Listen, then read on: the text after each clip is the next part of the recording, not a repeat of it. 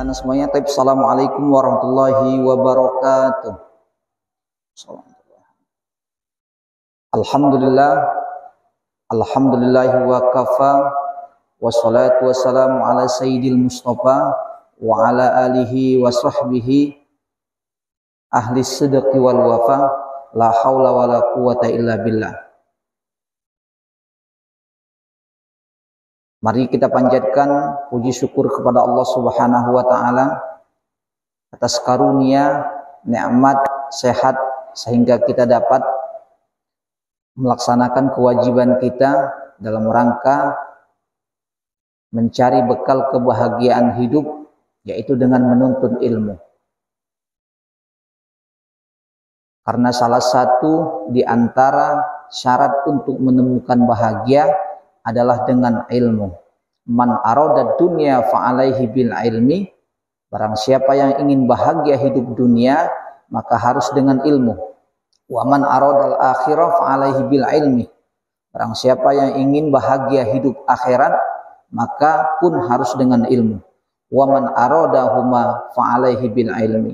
Dan jika seseorang menginginkan kebahagiaan dunia dan akhirat, selamat, sukses, maka harus juga dengan ilmu. Yarfa'illahu alladhina amanu minkum walladhina utul ilma darajat. Allah akan angkat derajat orang-orang yang beriman dan orang-orang yang berilmu dengan beberapa derajat. Salawat dan salam mari kita sampaikan kepada baginda Nabi besar Muhammad sallallahu alaihi wasallam. Allahumma sholli wa sallim wa barik alaihi. Mudah-mudahan kita semuanya mendapat syafaatul uzmah di yaumil qiyamah dan berjumpa dengan Nabi Muhammad sallallahu alaihi wasallam. Amin ya rabbal alamin. Anak-anak semuanya, pagi ini kita sudah berada di bulan Rajab. Di tanggal 2 Rajab, nanti setelah bulan Rajab insyaallah kita akan memasuki bulan Sya'ban, dan pada akhirnya kita akan berjumpa dengan Sayyidus Syuhur, yaitu bulan yang dinanti-nanti, yang ditunggu-tunggu, yaitu bulan suci Ramadan insyaallah. Maka di antara cara kita menyambut datangnya bulan Rajab, Nabi Shallallahu Alaihi Wasallam mengajarkan kita untuk membaca doa yang diajarkan langsung oleh Nabi Shallallahu Alaihi Wasallam. Doanya Bapak baca, nanti kita baca sama-sama. Sebelum kita memasuki materi, ikuti ya. Doa ini langsung dari Nabi Shallallahu Alaihi Wasallam. Jadi biasa Nabi Shallallahu Alaihi Wasallam kalau sudah memasuki bulan Rajab, maka para ulama mengajarkan kepada kita untuk senantiasa mengamalkan doa ini. Doanya berbunyi, Allahumma barik lana fi Rajaba wa Sya'bana wa ballighna Ramadan. Atau dalam lafaz lain dikatakan, Allahumma barik, Allahumma kama barakta lana kama ballighta fi Rajaba wa Sya'ban wa ballighna Ramadan. Cuma kita hafalkan atau kita baca yang standar saja, yang biasa. Allahumma barik lana fi Rajaba wa Sya'bana wa ballighna Ramadan. Sama-sama ikuti Bapak. Bismillahirrahmanirrahim. Allahumma barik lana fi Rajaba wa Sya'bana wa ballighna Ramadan. Allahumma barik lana fi Rajaba wa Sya'bana wa ballighna Ramadan. Ada yang menambahkan wa hasil maqasidana. Sekali lagi ya. Allahumma barik lana fi Rajaba wa Sya'bana fi Rajaba wa Sya'bana wa ballighna Ramadan. Nah, doa ini anak-anak semuanya sudah mulai harus dibaca, ya, karena manusia berharap bertemu dengan bulan Ramadan. Artinya, Allahumma barik lana, ya Allah ya Tuhan kami, barik lana, berikan keberkahan-Mu fi Rajab, di bulan Rajab, wa Sya'bana, dan juga bulan Sya'ban, wa ballighna, dan sampaikan kami atau pertemukan kami dengan Ramadan, wa ballighna Ramadan, dan pertemukan kami atau jumpakan kami dengan bulan suci Ramadan. Nah, ini doa dan semuanya diajarkan oleh para ulama kita untuk ketika memasuki bulan Rajab kita sudah mulai mengamalkannya. Berdoa kepada Allah Subhanahu wa taala, mudah-mudahan kita diberkahi di bulan Rajab, kemudian bulan Sya'ban, dan dipertemukan kita dengan bulan Ramadan, di mana bulan Ramadan itu merupakan bulan yang kalau kita beribadah atau bulan yang penuh dengan keberkahan, kebaikan, keutamaan melebihi daripada bulan-bulan yang lainnya. Maka dia disebut dengan Sayyidus Syuhur, pemimpin atau penghulu daripada bulan-bulan yang lain. Kenapa? Karena di bulan Ramadan itu dikatakan amalan-amalan sunnah pahalanya wajib. Pahala amalan wajib dilipat gandakan. Ya, surga dibuka pintunya seluas-luasnya.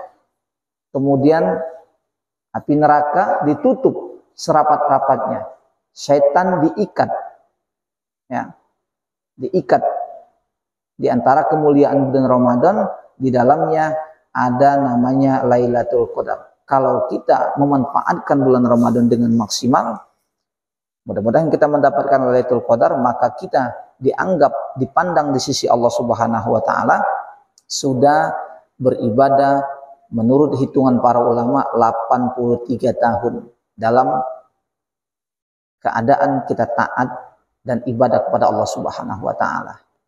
Nah, semuanya bulan Rajab adalah bulan persiapan, maka kita harus sudah mulai meningkatkan, sudah mulai mempersiapkan. Makanya bulan Rajab itu perbanyak disebut dengan Syahrullah, bulannya Allah Subhanahu wa taala. Maka sudah mulai itu kita meningkatkan bacaan Al-Qur'an kita. Kalau sebelum-sebelumnya mungkin kita masih kurang, maka ditingkatkan. Ibadah sunnah kita sudah mulai, dan banyak membaca istighfar. Nabi Shallallahu Alaihi Wasallam saja itu istighfarnya tidak kurang. Ada yang mengatakan sampai 60 atau 100 sehari. Anak semuanya itu terkait dengan bulan Rajab. Adapun materi kita, Bapak akan menyampaikan tentang sabar. Ya, nanti untuk bulan Rajab kita ambil nanti waktu yang khusus untuk membahas keutamaannya. Anak-anak semuanya, sabar adalah sifat yang harus kita miliki dalam menjalani kehidupan ini. Apalagi kita seorang pelajar, maka mesti harus sabar. Karena sabar adalah merupakan cara kita untuk mendapatkan kebahagiaan, ketenangan, dan kesuksesan. Karena memang hidup itu anak-anak semuanya diciptakan dua. Ada yang baik, ada yang tidak baik. Wa nabluwakum bisyarri wal khair dzalika fitnah. Kami ciptakan hidup itu di dalamnya ada kesenangan, ada kesusahan sebagai ujian. Makanya Allah Subhanahu wa taala menyampaikan dalam banyak ayat, wallahu yuhibbul sabirin. Allah menyukai orang-orang yang sabar. Di dalam ayat lain dikatakan wabasyiris sabirin, dan berikan kabar gembira bagi orang-orang yang sabar. Sabar anak-anak semuanya menahan diri dalam segala tindakan yang bisa menjauhkan kita daripada Allah Subhanahu wa taala. Dalam hal ini, anak-anak semuanya, sabar paling tidak menurut Imam Al-Ghazali dalam kitabnya Mukasyafatul Qulub disebutkan ada 3 macam sabar. Bismillahirrahmanirrahim.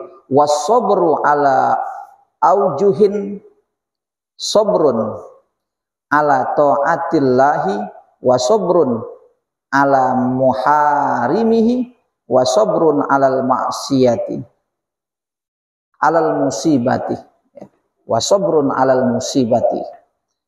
Nah, dalam hal ini Imam Al-Ghazali, ya, seorang tokoh ilmu tasawuf, menjelaskan bahwa sabar itu terbagi menjadi 3 bagian. Ya. Yang pertama, sabrun ala ta'atillah, sabar dalam menjalankan perintah Allah Subhanahu wa taala. Jadi dalam menjalankan perintah yang diwajibkan oleh Allah Subhanahu wa taala, maka dibutuhkan sifat sabar. Salat 5 waktu harus dilaksanakan dengan sabar. Sabar dalam menjalankan perintah Allah Subhanahu wa taala. Kesabaran dalam menjalankan ketaatan seperti salat 5 waktu tiap hari dikerjakan tanpa rasa letih, lelah, capek dan lain sebagainya, maka itu merupakan sabar dalam menjalankan perintah Allah Subhanahu wa taala. Sabrun ala ta'atillah, sabar dalam melaksanakan perintah Allah Subhanahu wa taala. Seperti contoh, kalian seorang pelajar, maka di dalam melaksanakan kegiatan pembelajaran harus diikuti dengan sifat sabar. Sabar untuk tidak mengantuk di kelas, untuk mendengarkan penjelasan dari para guru yang memberikan pelajaran, sabar dalam melaksanakan tugasnya numpuk tetap dikerjakan dengan serius, dengan tidak kerjasama, dengan tidak curang dan lain sebagainya. Itu bentuk kesabaran siswa dalam menjalankan perintah Allah, perintah guru dan lain sebagainya. Sabar untuk menahan obrolan saat pembelajaran sedang dilaksanakan. Itu juga bentuk sabar yang harus dimiliki oleh seseorang. Kemudian yang kedua, wasobrun ala muharimihi, sabar dalam meninggalkan segala yang haram, berbicara yang tidak baik, berbohong, menggunjing, berantem, dan lain sebagainya. Itu bentuk-bentuk kesabaran kita dalam menjauhi hal-hal yang dilarang oleh Allah Subhanahu wa taala. Kalau di sini dikatakan sabar dalam sesuatu yang diharamkan oleh Allah Subhanahu wa taala, maka kita harus bersabar. Allah melarang kita untuk melaksanakan apa saja yang dilarang oleh Allah Subhanahu wa taala. Maka ketika kita menghindarkan diri dari perbuatan yang tidak disukai oleh Allah Subhanahu wa taala, yang diharamkan oleh Allah Subhanahu wa taala, maka kita sudah memiliki sifat sabar. Sehingga kita termasuk wabasyiris sabirin. Kata Allah, berikan kabar gembira bagi orang-orang yang sabar. Kemudian yang terakhir adalah wasobrun alal musibati, bersabar terhadap musibah. Ya, mungkin kita sedih, mungkin kita lagi kurang beruntung dan lain sebagainya. Kenapa? Kata Allah Subhanahu wa taala, wa tilkal ayyamu nudawwiluha bainan nas. Hari itu kami putar untuk manusia. Ada yang sedih, ada yang senang, ada yang datang, ada yang kembali dan lain sebagainya. Semuanya itu diberikan kepada manusia agar manusia menjalani kehidupan ini dengan sabar, dengan qanaah, dan tidak lupa pada akhirnya bersyukur kepada Allah Subhanahu wa taala. Jadi menurut Imam Al-Ghazali, penting untuk kita miliki sifat sabar. Sabar bukan berarti menunggu. Sabar itu adalah al-khuruj minal masyaqqah, upaya mencari jalan keluar dari hal-hal yang kita hadapi, bentuk-bentuk kesulitan yang kita hadapi, kita cari solusinya, kita cari jalan keluarnya. Tentu tidak melanggar aturan-aturan Allah Subhanahu wa taala. Jadi sabar bukan berarti menunggu diam di tempat, tetapi harus ada usaha yang kuat, yang sungguh-sungguh untuk mengatasi segala kesulitan yang kita hadapi. Menurut Imam Al-Ghazali, mesti kita memiliki 3, yaitu sabar dalam menjalankan perintah Allah, sabar dalam menjauhi larangan Allah, dan sabar dalam maksiat, dalam musibah yang diberikan oleh Allah Subhanahu wa taala. Itu saja mungkin yang bisa Bapak sampaikan. Mudah-mudahan bermanfaat untuk kita semuanya. Akhir kalam, assalamualaikum warahmatullahi wabarakatuh.